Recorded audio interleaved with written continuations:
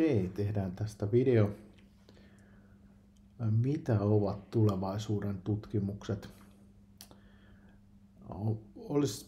Tällä tulevaisuuden tutkimuksella voidaan saada aikaan useita eri vaihtoehtoja, mitkä ovat erilaisia mahdollisuuksia tulevaisuudessa.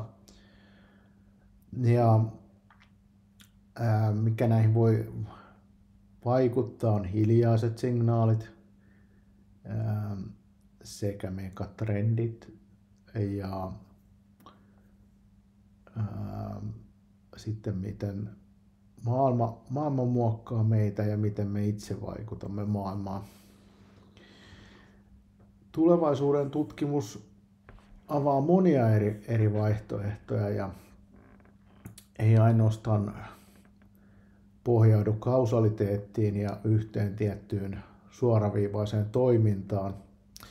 Ja tulevaisuuden tutkimus eroaa forensic-tyyppisestä tutkimuksesta siten, että yleensä tulevaisuuden tutkimus vaan antaa eri mahdollisuudet, minkälaisia tulevaisuuksia on, mitkä ovat mahdollisia, mutta ei ehkä yritä vaikuttaa niihin niin kovin paljon niin kuin forensics-tyyppisellä lähestymistavalla. Minkä takia tällainen tulevaisuuden tutkimus on tärkeää on se, että meillä olisi jonkinlaisia työkaluja, miten pystytään vaikuttamaan, tai siis ennakoimaan, mitkä ovat mahdollisia tulevaisuuksia. Ja jos niihin on jo varauduttu, niin silloin, jos muutos tapahtuu, niin se on ihmiselle tai organisaatiolle tai valtiolle tai maapallolle paljon helpompaa, jos sitä on niin kuin mietitty ja siihen on varauduttu.